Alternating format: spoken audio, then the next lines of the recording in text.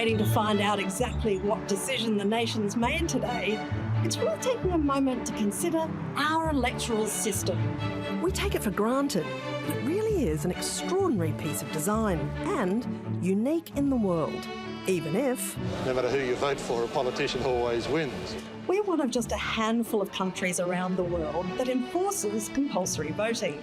And we invented a lot of stuff, like the secret ballot and the idea of having women vote and run for office.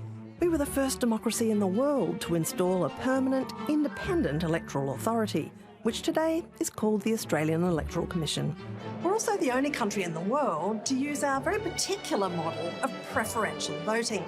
You know when you're voting in the House of Representatives and there's, say, 6 candidates, and you've got to number them 1 to 6, and the helpful campaigners outside the door have a number of suggestions as to how you can do that, which you're free to ignore. When you fill out those boxes, you are allocating your preferences. If your number 1 pick gets hardly any votes and gets eliminated, then your vote, at full value, passes to your number 2 pick, and your ballot keeps going back into the mix until one candidate gets more than 50%. This is how Monique Ryan won the seat of Kooyong in 2022.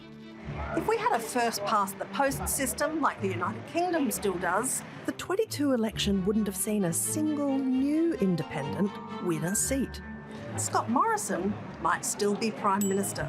Ironically, it was Conservative Prime Minister Billy Hughes who introduced preferential voting in 1918 to protect his government, which was losing by-elections to Labor. Is the preferential system of voting the best system? It worked in the Conservatives' favour for a long time. We in the Liberal Party say that is the fairest method of voting. But following the emergence of the Greens on the federal stage in the early 90s, the preferential voting system has worked better for Labor. And as more and more voters go for third parties and independents, more and more lower house seats go to preferences. Way back in 1949, only 22 seats went to preferences. By 1969, that number had increased to 40. In the Kevin 07 election of 2007, 75 electorates went to preferences. And in 2016, that number rose again to 102.